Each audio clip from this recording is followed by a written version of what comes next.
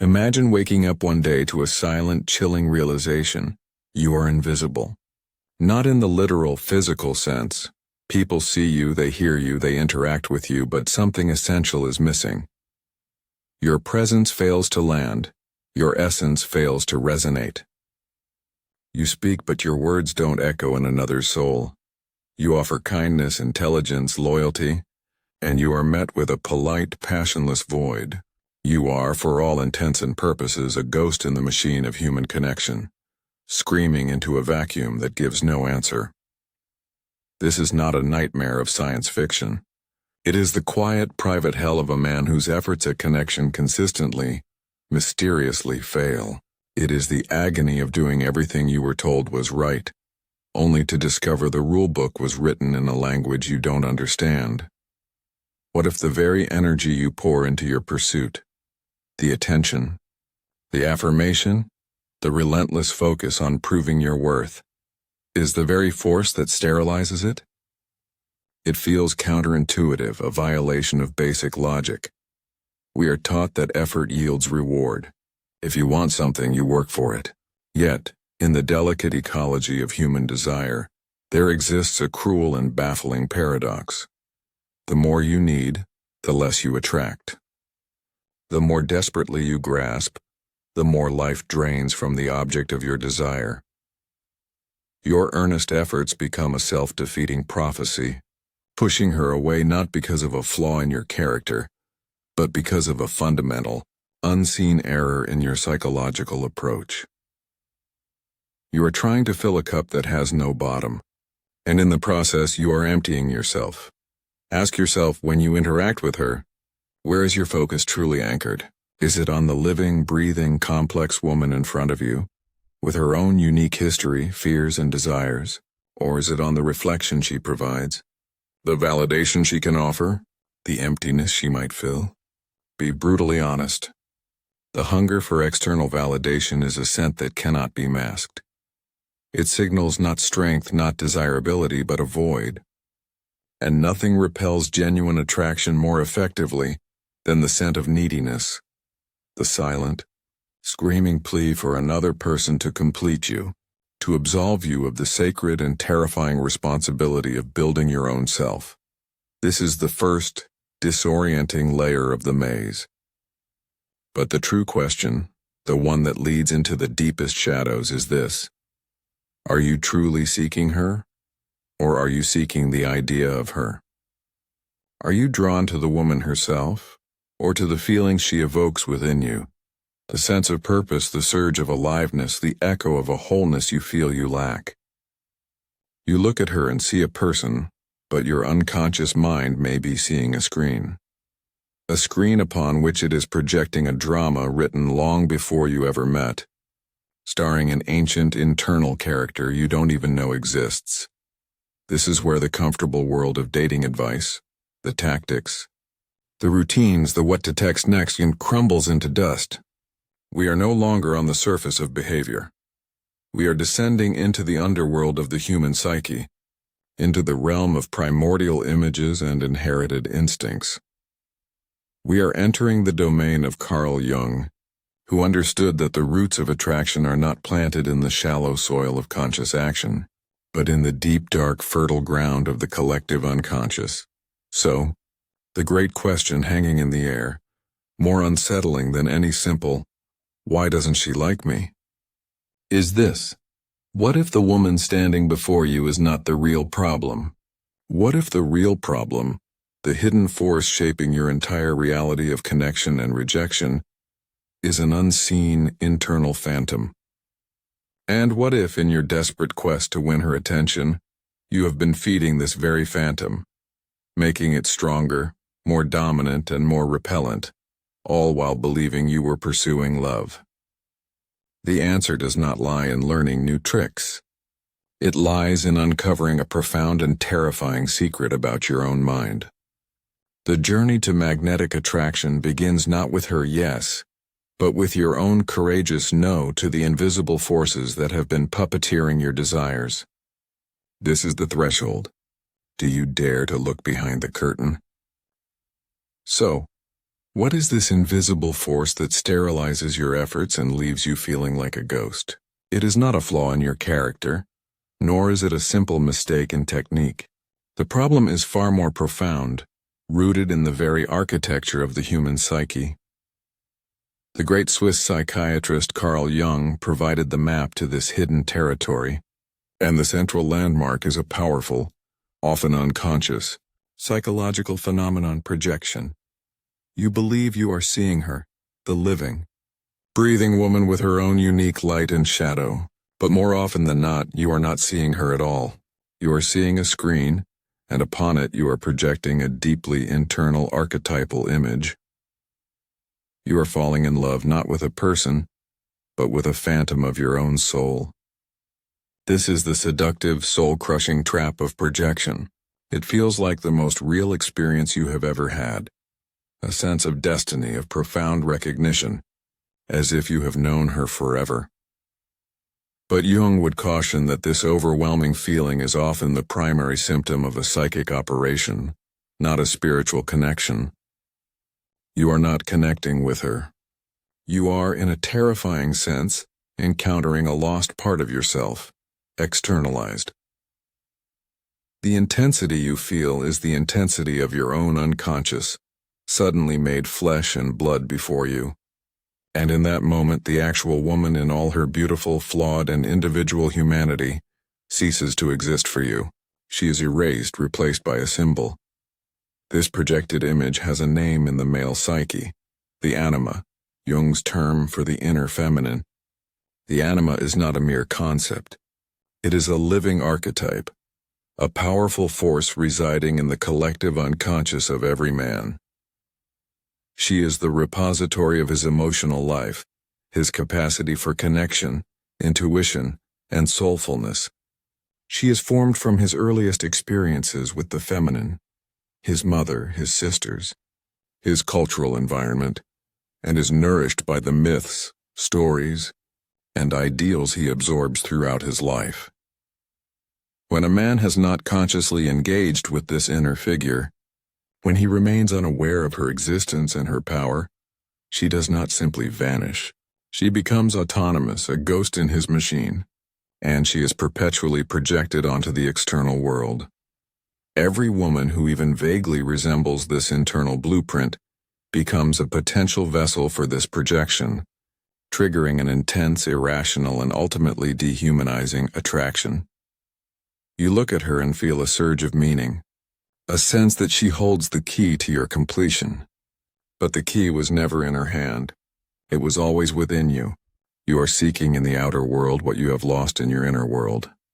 This is the engine of the desexualized mind, the confusion between a person and a projection. Your attention, your focus, your desperate need, it is not directed toward her. It is directed toward the salvation you believe she represents. And human beings have a profound unconscious ability to sense when they are being used as a symbol rather than seen as a person. The energy of projection is a heavy, enveloping energy. It feels possessive, not liberating. It asks her to play a role, to fit a mold, to be an ideal. It does not invite her to be herself. And so, the very life force of attraction, which thrives on mystery, authenticity, and the spark between two real individuals, is snuffed out. You are not offering a genuine connection. You are offering a script for her to follow, and no soul of depth and substance will willingly imprison itself in another's fantasy for long. Your neediness is not a moral failing. It is the scent of a man who is outsourcing his wholeness, and it is the ultimate repellent. But the problem deepens further, into the darker corridors of the psyche. If the anima represents the idealized feminine, then its counterpart, the shadow, holds everything you have rejected within yourself. Your insecurities, your fears, your repressed anger, your perceived weaknesses, all that you deem unacceptable is bundled into this hidden self. And here lies another devastating psychological law. What you do not own, you project. A man who has not confronted his own shadow will inevitably project it onto others, often onto the very woman he desires. He may perceive her as critical, withholding or chaotic not because she inherently is, but because she is carrying the burden of his own disowned darkness. This creates a toxic undercurrent of blame and resentment beneath the surface of the idealized fantasy. The woman becomes both goddess and demon, savior and destroyer in the theater of his unconscious mind. You are not in a relationship with her. You are at war with yourself, using her as the battlefield. This is not merely a personal pathology. It is a cultural one. We live in a world that actively encourages this externalization of the soul. Consumer culture sells you the idea that fulfillment can be purchased. A superficial dating industry peddles techniques to get the woman, treating connection as a transaction to be won. And so, the masculine energy, which is fundamentally about direction, purpose, and penetrating the unknown, is turned outward in a frantic, scattered pursuit. It is directed toward conquering an external object, rather than the far more courageous task of confronting the internal void. You are taught to polish your persona, the mask you wear for social acceptance while your inner world starves. You are performing for love, not preparing for it.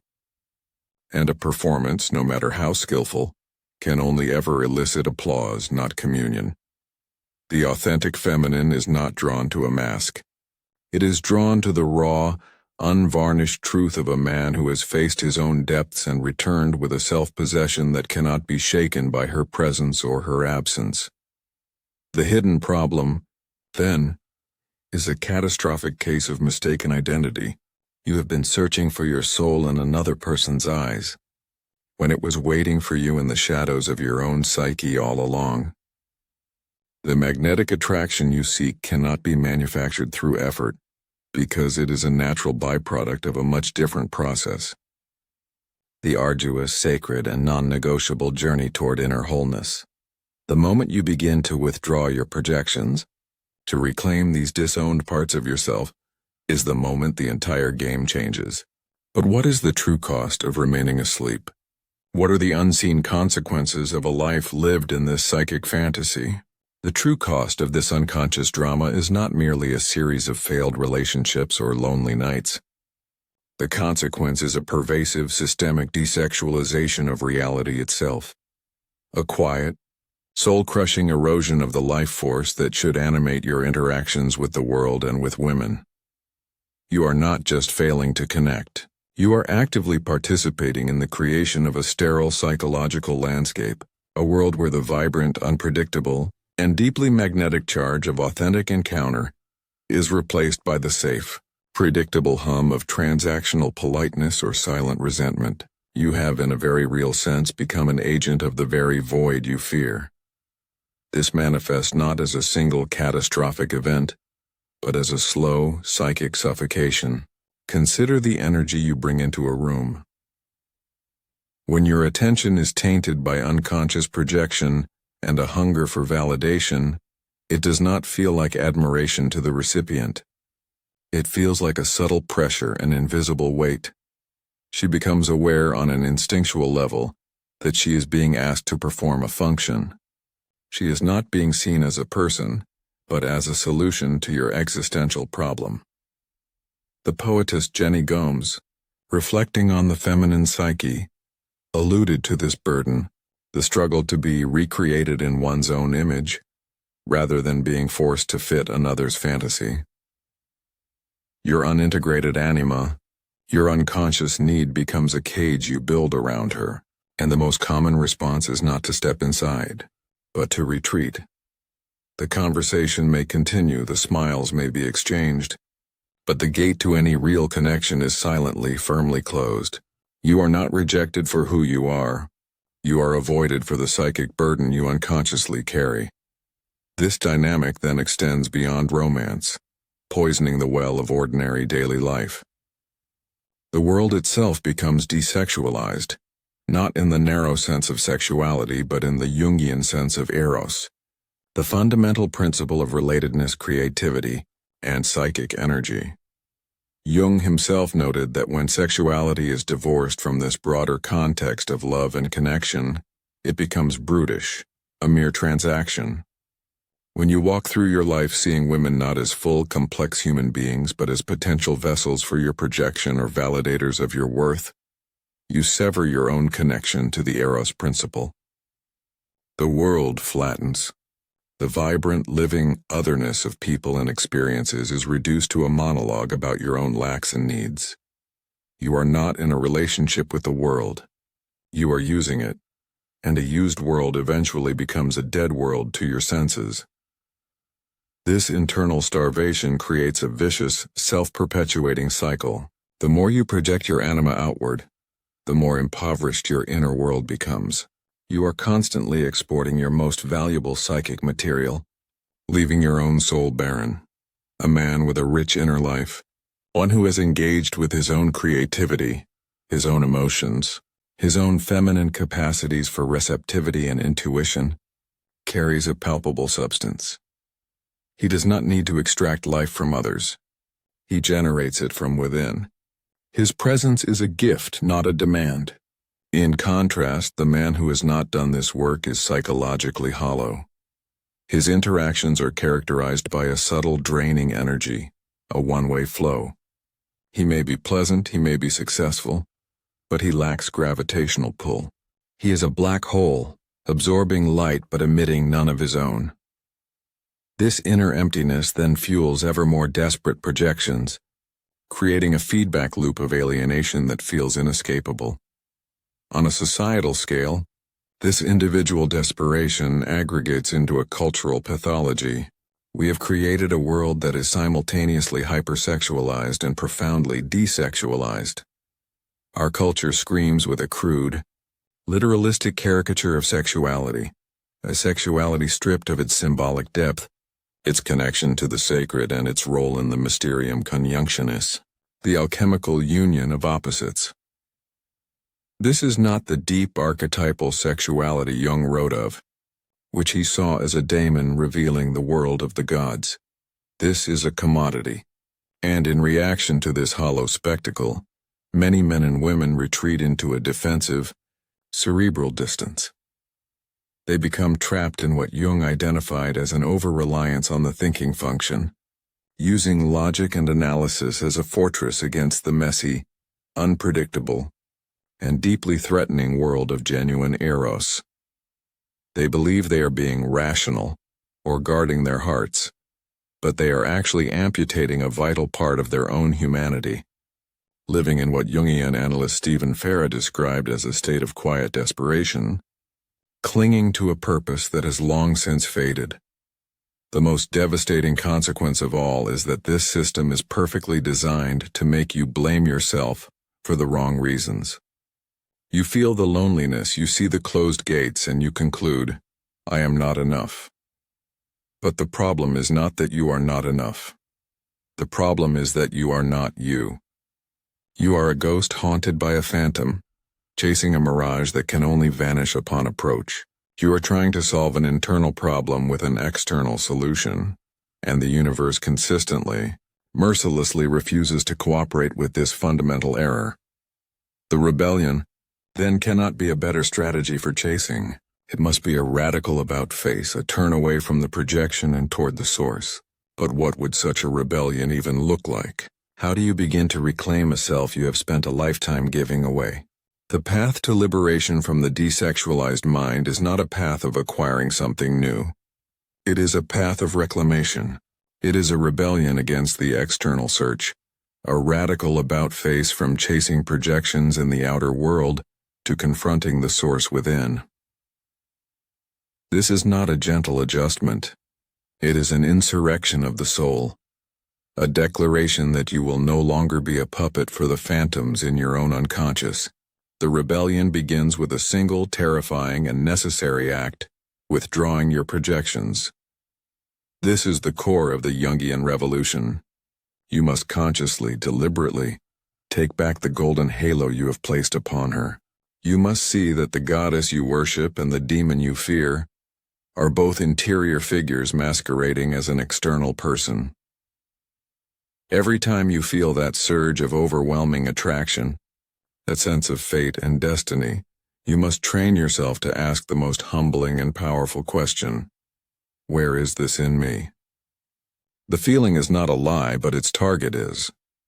The intensity is real, but it is the intensity of your own unlived life, your own unintegrated femininity, your own anima, screaming for your attention. By continually returning this psychic energy to its source, you accomplish two monumental things. You release the woman from the burden of your fantasy, and you begin to feed your own starving soul. You stop exporting your wholeness. The practical application of this is a relentless commitment to shadow work. The shadow, as Jung defined it, is the hidden, repressed part of your personality, the sum of all the qualities you deem unacceptable, weak, or shameful. A man who has not done shadow work is a man at war with himself, and he will inevitably project that war onto his relationships. He will perceive criticism, rejection, or coldness in her not because it is there, but because he cannot bear to face the critic, the rejecter, or the cold part within himself. To integrate your shadow is to stop blaming her for carrying your baggage. You must go into the dark with conscious courage and bring these disowned parts of yourself into the light of awareness. This is not for the faint of heart. It requires you to confront your envy, your pettiness, your cowardice, your need to control, all the aspects you hide behind a carefully constructed persona of nice guy or good man. The persona is the mask you wear for social acceptance, but over-identification with it leads to an inauthentic life disconnected from your true self. The rebellion demands you tear off the mask, not to be monstrous, but to be whole. Your magnetic truth lies not in your perfection, but in your acknowledged imperfection. With the energy reclaimed from projection and shadow work, you must now undertake the most critical construction project of your life: building a conscious relationship with your anima. She is not the enemy to be suppressed, nor is she a goddess to be worshipped from afar. She is your inner companion, the bridge to your own soulfulness. Jung described the anima as the personification of all feminine psychological tendencies in a man's psyche. Your capacity for emotion, intuition, receptivity, connection to nature, and capability for personal love. A man whose anima is unconscious is ruled by her, a slave to his own moods and irrational attractions. A man who makes her conscious gains a priceless inner partner. How do you do this? You engage her through active imagination, a Jungian technique of dialoguing with inner figures. You can speak to her in meditation or journaling. Ask her what she wants. Listen for her answers not in words but in feelings, in images, in dreams. Furthermore, you channel her energy creatively. Pour that potent, once projected libido into art, music, writing, dance, or any pursuit that allows the irrational and beautiful to flow through you. When you become a vessel for the creative, the anima no longer needs to possess you through an external woman. She collaborates with you from within. This internal work naturally manifests as a profound shift in your external presence. This is where theory becomes tangible magnetism. The man who has begun this rebellion embodies a new set of principles in his interactions. The principle of self-possession. Your time, attention, and purpose are no longer currencies to be spent in exchange for validation. You have a life that is compelling to you, filled with your own missions, passions, and curiosities. You are not busy as a tactic. You are genuinely engaged in your own journey of individuation. This creates a natural, attractive tension between closeness and mystery, as your inner world is no longer an empty room begging for a visitor, but a rich landscape that invites exploration. The principle of authentic challenge. The nice guy seeks to appease, to avoid conflict at all costs. The rebellious integrated man understands that respect is far more attractive than approval. This allows you to engage in what Jung might see as a healthy, psychological challenge. You are no longer a passive audience member in another's life. You become an engaged participant who can offer a different perspective, who can hold a boundary, who can, with respect, invite her to meet you at a higher level. This is not about being contrarian. It is about seeing her as a true equal, capable of handling the friction that leads to growth. The principle of relational Eros. Jung made a crucial distinction that modern culture has forgotten. He stated, "Men are rarely split off from sexuality, but what they lack is Eros, the relational function. Sexuality disconnected from Eros is brutish, a mere transaction. But sexuality as an expression of Eros, of genuine relatedness, empathy, and soulful connection is hallowed. The rebellious man shifts his goal from achieving a sexual outcome to mastering the art of connection. His focus is on the quality of the space between two people, not on what he can extract from it. He understands that magnetic attraction is a byproduct of this full-spectrum relatedness. This rebellion is, at its core, a shift from performance to presence. You are no longer performing the role of the suitor, the provider, the charming date. You are practicing the art of being fully present with yourself and with her. You listen not to formulate your next response, but to understand the human being in front of you. You speak not to impress, but to express something true. In this space, the desperate energy of need vanishes, replaced by the grounded, potent energy of a man who is complete in himself and is therefore capable of offering a connection that is free, generous, and truly magnetic. But this rebellion leads to a final staggering realization, one that redefines the very nature of love and reality itself. So here we stand, at the final threshold. We have mapped the desexualized mind, traced its roots to projection and the unintegrated anima, witnessed its consequences in a sterile reality, and embarked on the rebellion of reclaiming the self.